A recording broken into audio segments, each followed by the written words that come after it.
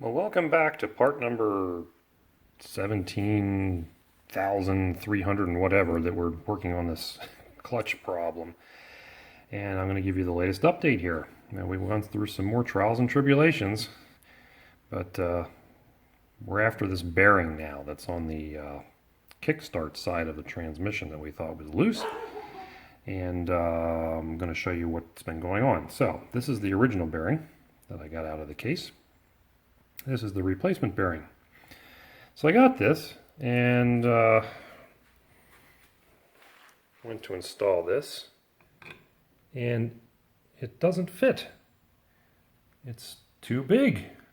And I thought, well, that's kind of weird. I mean, I know you got to heat this case up and so on to get it in, but then I tried it on the shaft here. Hang on, I'll be right back. All right, now we have a tripod. So this is the shaft and the new bearing. Not right. So how is that even possible? Now, this bike is a 1973 manufacture date. And if you look at this screen, you'll see bearing after 1972. But it's not. So you'll see on here, it actually has some numbers stamped in the original one. That's an MS7, I believe. And that bearing, if you look on the parts interchange, I don't have that screen up, but for a Redditch built Bullet, there is a different bearing, and it's way more expensive. It's like 45 bucks, I think. So I went and looked for a bearing, and I found an MS7 on eBay. New old stock closeout bearing from an industrial manufacturer. Slightly different in appearance, but it fits correctly on both the shaft and the housing. And I got that for about 25 bucks shipped to me, so that was a good deal. So we've solved that problem finally, getting the correct bearing. But why this bike has the older style bearing in it, I have no idea. And the difference is small. It's about a millimeter smaller diameter on the outside and a millimeter larger diameter on the inside. Bizarre. Oh yeah, that's perfect weather to be out here in the garage. That's okay. I've got my Binford 6100 air conditioning system going. Well, it should surprise no one that the problems continue. I have installed the new bearing, and it fits just fine. But now the case will not go on the whole way. I wind up with a gap between the center section and the main case of the transmission. So I took the shaft out of the gearbox and then tried putting the housing back on, and it fits. So something is amiss with that center shaft. Either it's not seated the whole way, and I've tried it about half a dozen times so far, or there's something wrong with the bearing, even though I measured it and the depth is the same. So we're going to take it apart again and try to figure out what's causing that issue. Well, here's a top tip. This guy here, yeah, the teeth need to be facing the correct direction, or you can't get the cover back on. Dumbass. As I've said before, I'm making these videos showing the failures along with the successes so that it's more realistic. And we're going to look at another fail on my part today. As you can see, the transmission shaft is back out again. And I'm going to show you what I finally found that I think is the problem. So I put it in the vise this way. As I'm trying to figure out, it acts like the shaft is bent. The new bearing didn't solve the problem. And when I put it back together, just enough to put the shaft through to the other side and put the clutch on, I spun the clutch and it still had a wobble. And the problem is that that wobble is what's causing the drag. This piece is spinning within the clutch basket and it wobbles back and forth just enough that it touches the disc material and creates enough drag that the clutch doesn't slow down or stop and you can't put it in gear. All right. So it was suggested possibly that the shaft might have been bent before. And I was like, well, how could that happen? Because this thing rides inside another shaft. You would think that it would be hitting it and be all worn and so on. Plus it's got bearings on each end, which has the bearing in this end down in here. And this one on the other end is in the back side of the transmission case. So I had this out and I measured it or checked it with a straight edge with this off along here, and it was perfectly straight, no problem. That doesn't tell the complete story though. So while I could show you the actual radial run out of this thing, here's another way we can look at it. Just watch the gap between the pointer and the shaft as I turn it.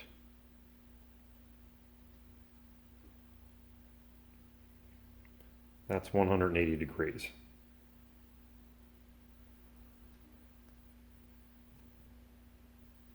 I realize we're a little blurry because I'm trying to make it close enough that you can see it, but see the gap open up there?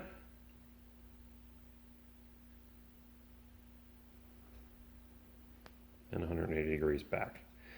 So I've checked this up and down the shaft length, and this part is straight. Where it's bent seems to be down in here someplace. So checking this part with a straight edge didn't tell me that that's what the problem was and why I couldn't get my head around the idea that this shaft actually might be bent or there's something going on in this area. So a new shaft is going to be about $80 to $90. We're going to try putting this thing in a press and trying to bend it straight. I'm a little skeptical. I've got some guys telling me that it can be done, and I don't have a press, but I know someone who does, so I'm going to see if we can take it over there and have somebody maybe a little bit more talented than me try to fix it. If not, I really haven't lost anything. If I break it, doesn't matter. I would have had to buy one anyway, the way I look at it. So we're going to see if we can fix it. And if that will at last solve the problem of the wobbly, non-releasing clutch.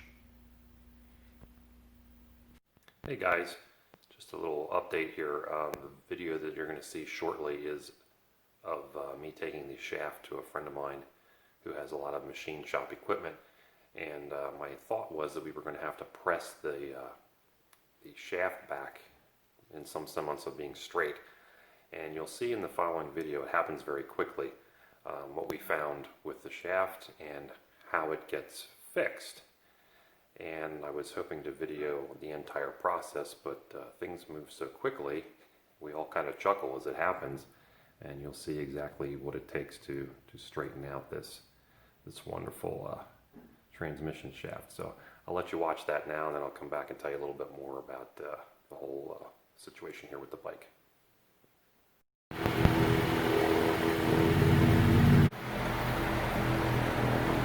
Oh, you can watch it move up and down without even the dial indicator.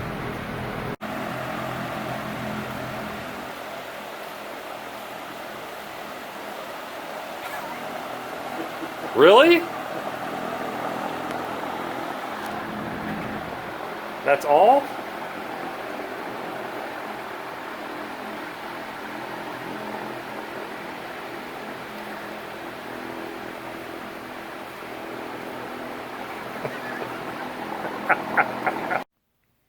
it's back together now. After doing that ridiculously easy repair, frankly. I've decided that the metal on this thing, it's made out of a combination of wet noodles and hope. Somebody had made the comment on one of the message boards that I frequent, calling a Ural motorcycle or a Euro motorcycle the Harbor Freight of motorcycles. And I'm starting to think the Royal Enfield Indian built bikes are kind of the same thing. Not made of the best materials, but ultimately a functional and fun piece. So, got it all back together and had to do some adjustments, but unfortunately I was on such a roll getting things going here that I completely put it back together and put the cover on the clutch side and filled it with ATF, and so I'm not going to take it apart and show that to you again. But I want to go over a few things and then bring you up to where we are today. Alright, so a quick review of what we've replaced on this thing and where we are today. The clutch is not the ultimate problem, unfortunately, and we'll get to that in a minute.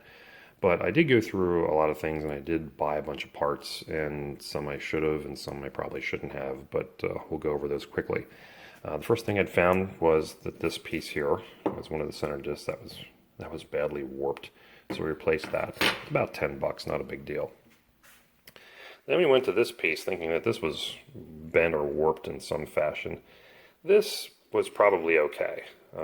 It's a little old and cruddy looking, but these were gouged up, and I'd filed these down to make them smooth so that the plates would slide easily.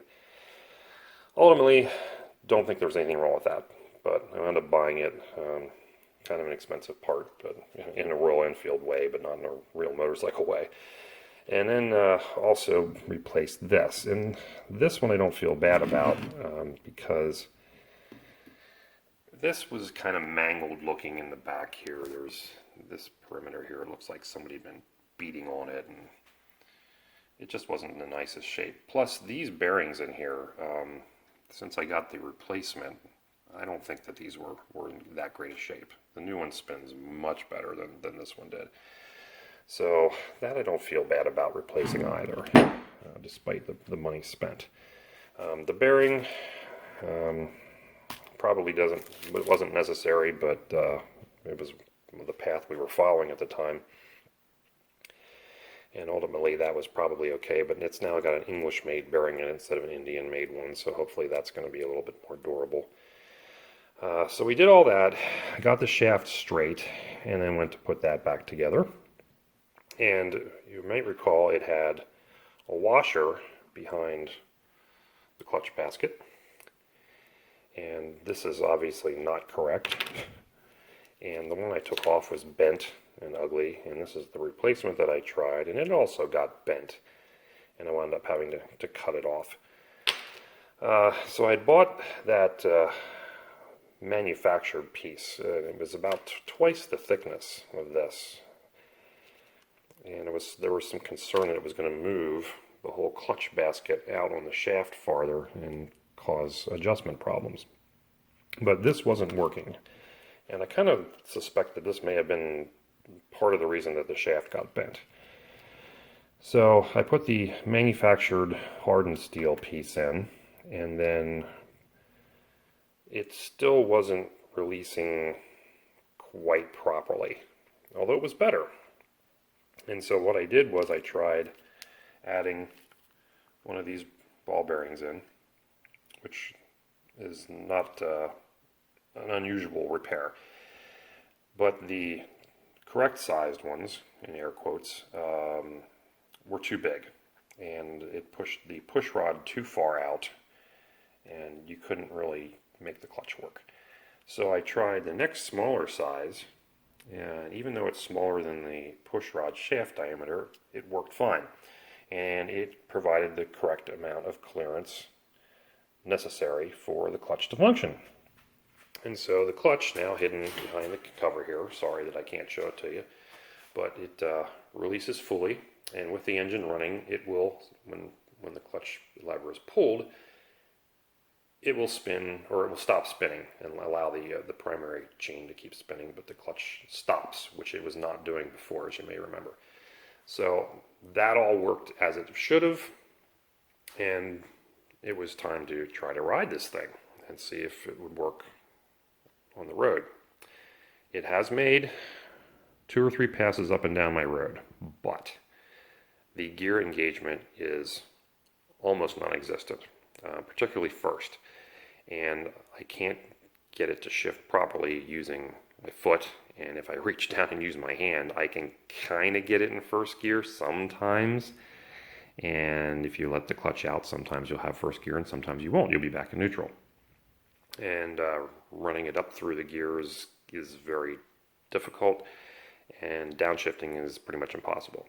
So in talking to the owner, what I described to him that's happening to me is exactly the same problem that he had. So the clutch wasn't the root problem. It seems like the gear change problem was probably first, and then the clutch thing maybe came as part of it, or vice versa, who knows.